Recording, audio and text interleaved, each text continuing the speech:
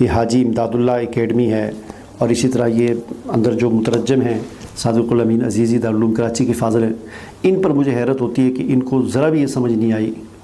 کہ اصل میں مسئلہ یہ ہے کہ ہمارا جو یہ اگر تھوڑا سا عقل سے کام لیتے نا، اتنا تو کم از کم سوچ لیتے کہ ہم نے جو 8-10 سال مدرسے کی دالیں کھائی ہیں،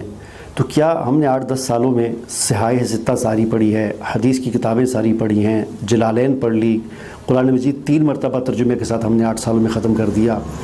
فقہ کی ساری کتابیں پڑھ لیں، کیا آیا کسی کتاب میں ان 8 سالوں میں، 10 سالوں میں، 12 سالوں میں آپ نے یہ نقش اور یہ چیزیں آپ کو کہیں ملی ہیں؟ نہ قرآن میں ملی ہیں، کوئی حدیث میں کہیں ملی؟ اتنا تو کم از کم آدمی عقل سے سوچتا ہے کہ یہ چیزیں 10 سال آپ پڑھتے رہے، آپ کہیں نہیں ملی، اور آپ مارکیٹ سے کتاب اٹھا کر اس کا ترجمہ کر دیتے ہیں اور ذرا بھی یہ نہیں سوچتے کہ آیا یہ چیز صحیح ہے یا غلط ہے۔ ٹھیک ہے جی، اب دیکھیں جی، عورت کے دل کو اپنی طرف مائل کرنے کے لیے، ٹھیک ہے، نیچے جو ہے لکھا ہوا ہے، اس کو